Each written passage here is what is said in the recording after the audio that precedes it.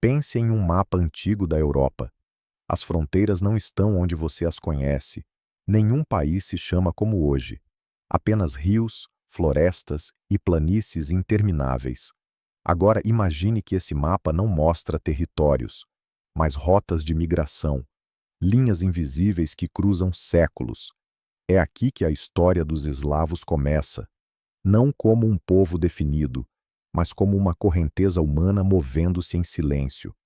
Cientistas descobriram, por meio de análises genéticas, que a origem dos eslavos está profundamente entrelaçada com as tribos indo-europeias que surgiram nas estepes da Eurásia. Não era um povo único, mas um mosaico.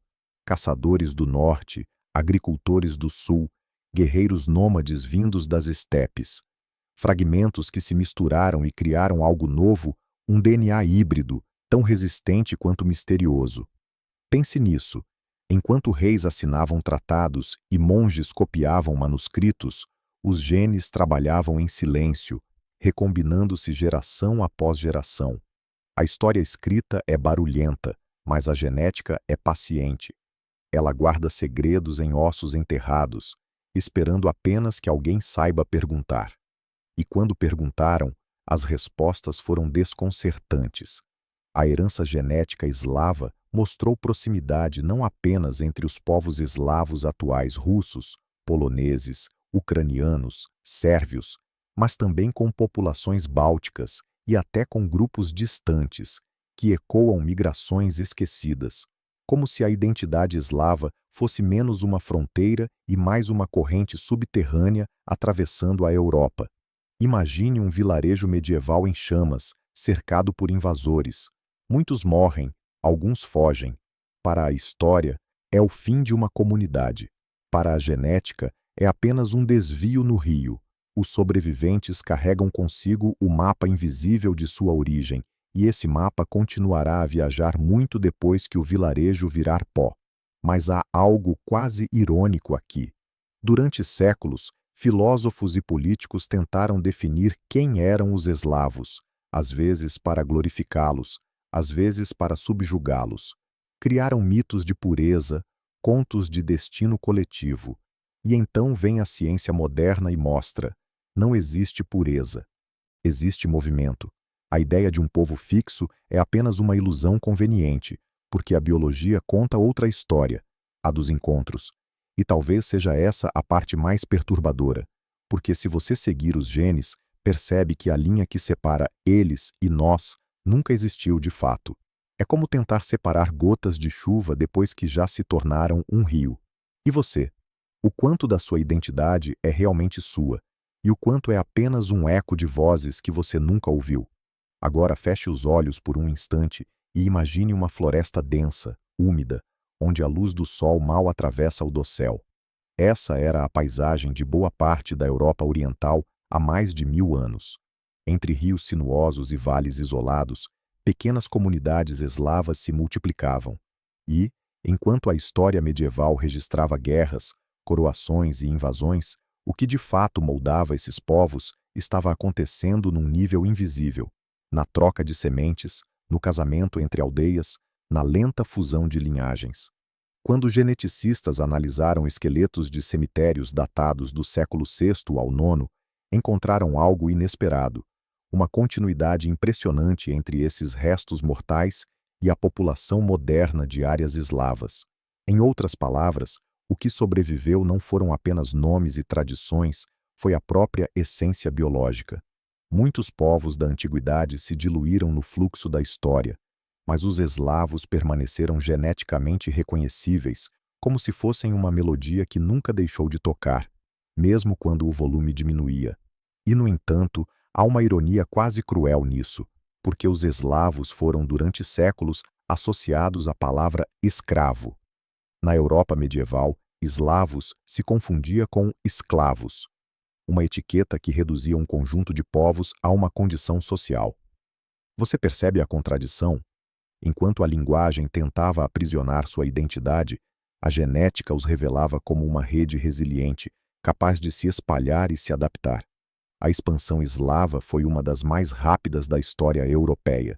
Entre os séculos V e VII, eles se espalharam por regiões que hoje vão da Rússia à Croácia, da Polônia à Bulgária.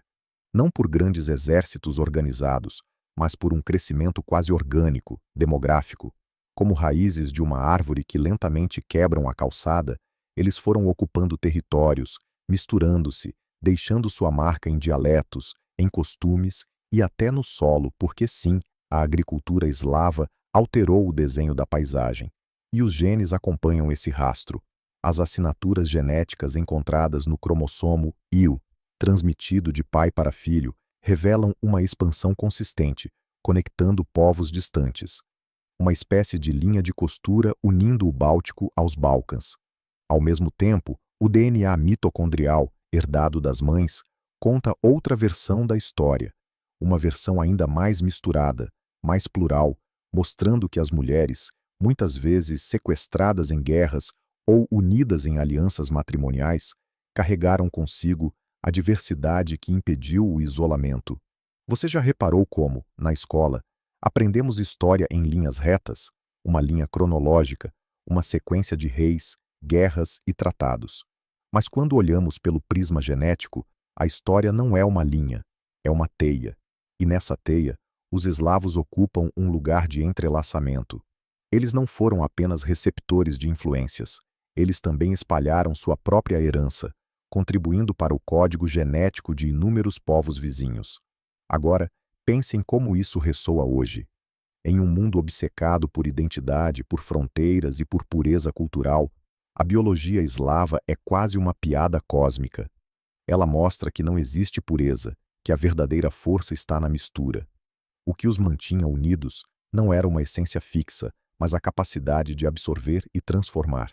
E no fundo, não é isso que todos nós fazemos?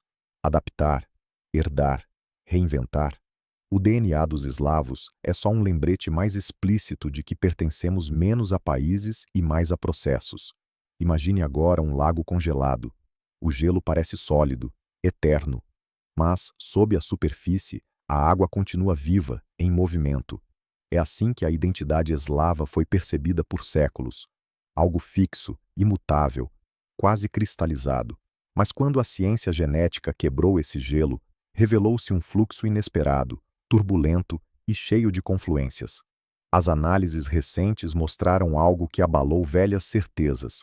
Os eslavos não apenas se espalharam pela Europa, mas também herdaram traços de populações que vinham de muito mais longe. Entre os marcadores genéticos, há sinais de antigas migrações asiáticas, reflexos de contatos com povos das estepes, pequenas fagulhas orientais misturadas ao coração europeu.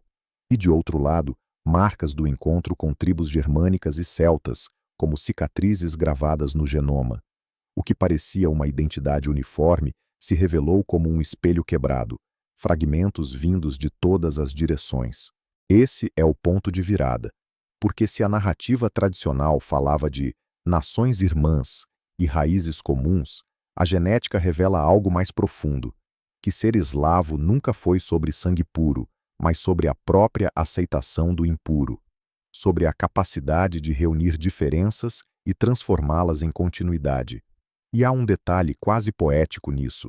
Os mesmos genes que hoje identificam a população eslava aparecem também em lugares inesperados, comunidades isoladas nos Alpes, regiões da Ásia Menor, até mesmo em pequenas vilas mediterrâneas, como se a diáspora genética fosse uma lembrança de que nenhum povo pertence apenas ao lugar onde vive. Você pode tentar traçar fronteiras, mas o sangue sempre escorre por baixo delas.